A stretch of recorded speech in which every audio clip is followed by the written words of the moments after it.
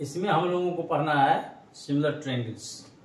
Similar triangles उन triangles को कहते हैं जो शेप में सेम हो, साइज में डिफरेंट हो। हम लोग कॉन्ग्रुएंसी में पढ़े हैं 9th में कि दो ट्रायंगल्स कॉन्ग्रुएंट होंगे तो उसके शेप और साइज दोनों ही इक्वल होंगे। लेकिन इसमें सिमिलर के केस में ट्रायंगल्स का एंगल्स तो इक्वल होगा, लेकिन शेप जो होंगे, साइज जो होंगे, डिफरेंट होंगे। इसका जो कॉन्सेप्ट दिया गया वो ग्रीक का मैथमेटिशियन था थेल्स, जिसने इस कॉन्सेप्ट को डेवलप किया। उसने क्या कहा कि अगर कोई ट्रायंगल है और इस ट्रायंगल में किसी साइड के पैरेलल अगर कोई लाइन ड्रॉ किया जाए तो ये बाकी दो साइड्स को सेम प्रोपोर्शन में, सेम रेशियो में डिवाइड करेगा। और जो अगर सेम रेशियो हो जाएगा तो प्रोपोर्शन हो जाएगा। उसने स्टेटमेंट दिया कि if a line is drawn parallel to one side in a triangle then it divides the other two sides in the same ratio या proportionally। और इसके लिए उसने क्या किया, एक ट्रायंगल लिया। मान लिया कि हम लोग ट्रायंगल एबीसी है, उसमें डी और ई दो पॉइंट लिए AB और AC पर रेस्पेक्टिवली, इस तरह से कि DE जो होगा वो BC के पैरेलल हो जाएगा। जैसे ही ये पैरेलल हो जाएगा तो क्या हो जाएगा, हमको तो टू प्रूव करना होगा, तब हम टू प्रूव करना होगा कि AD और DB का जो रेशियो होगा वो AE और EC के रेशियो के बराबर होगा, यानी कि प्रोपोर्शनली होगा। कंडीशन है कि लाइंस पैरेलल होना चाहिए किसी साइड के। अगर लाइंस पैरेलल नहीं होगा, प्रोपोर्शनल नहीं होगा, तब सिंपली डिवीजन हो जाएगा। तो पैरेलल होना चाहिए, और जैसे ही पैरेलल हो जाएगा तो बाकी जो साइड्स होंगे वो प्रोपोर्शनल हो जाएंगे, सेगमेंट्स। तो इसके लिए उसने क्या किया, कुछ कंस्ट्रक्शन किया। वो कंस्ट्रक्शन क्या किया तो D और E से अपोजिट साइड पर परपेंडिकुलर ड्रॉ किया।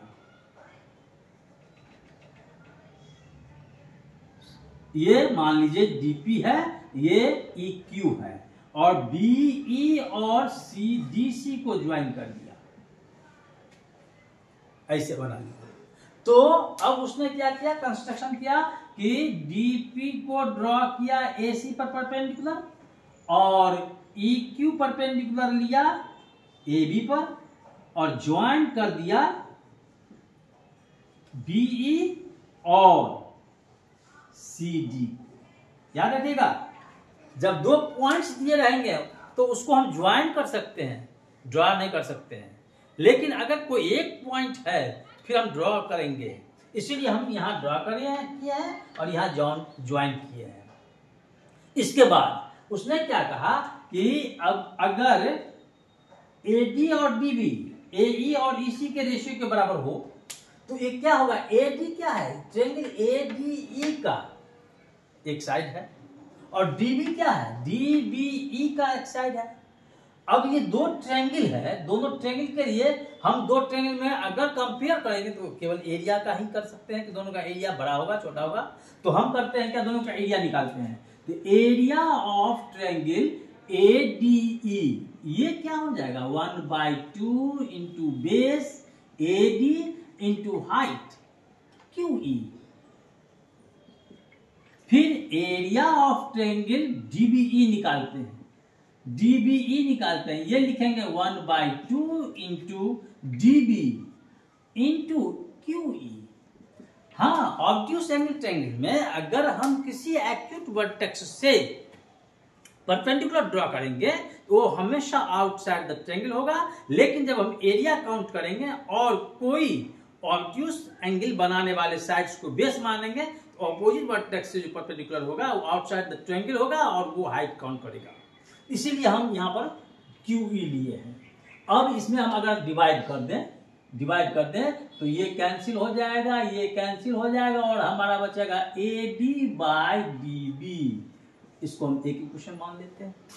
फिर से आते हैं, अब हम AD/DB मिल गया हमको, यानी कि हमें जो प्रोपोर्शन शो करना था उसका एलएचएस मिल गया है, केवल आरएचएस को शो करना था। फिर आरएचएस वाले के इस साइड के लिए चलेंगे, इसको हम लिखेंगे again in area of triangle AED, ये क्या लिखेंगे 1/2 into base AE into height DP, और एरिया ऑफ ट्रायंगल DEC निकालेंगे, DEC, और ये एरिया हो जाएगा 1/2, इस बार हमें बेस ले लेंगे EC, तो EC ले लिया, और हाइट तो यही हो जाएगा DP, तो DP फिर हम डिवाइड कर देते हैं। तो डिवाइड जैसे ही करेंगे तो 1/2 कैंसिल, DP कैंसिल, तो हमें बचेगा AE/EC। अब हम देख रहे हैं इसको इक्वेशन 2 मान लेते हैं। अगर AD और DB इक्वल हो जाए तो हमारा पर्पस सॉल्व हो जाएगा, लेकिन ये होगा कैसे? ये तभी होगा जब LHS को भी इक्वल कर ले। LHS को इक्वल करने के लिए हम देखते हैं ADE और AED, ADE और AED सेम ट्रायंगल है, लेकिन DBE और DEC ये अलग अलग ट्रायंगल है। लेकिन इसमें एक खासियत है, इसमें एक रिलेशन है कि दोनों का बेस जो है सेम है D, और दोनों ही एग्जिस्ट कर रहा है DE parallel BC, same parallel में एग्जिस्ट कर रहा है। तो 9th में हम एक थ्योरम पढ़े थे, if two triangles have the same base and are in between same parallels then their areas are equal, होते हैं, इक्वल होते हैं उसका। तो यही हम काम करेंगे सिंस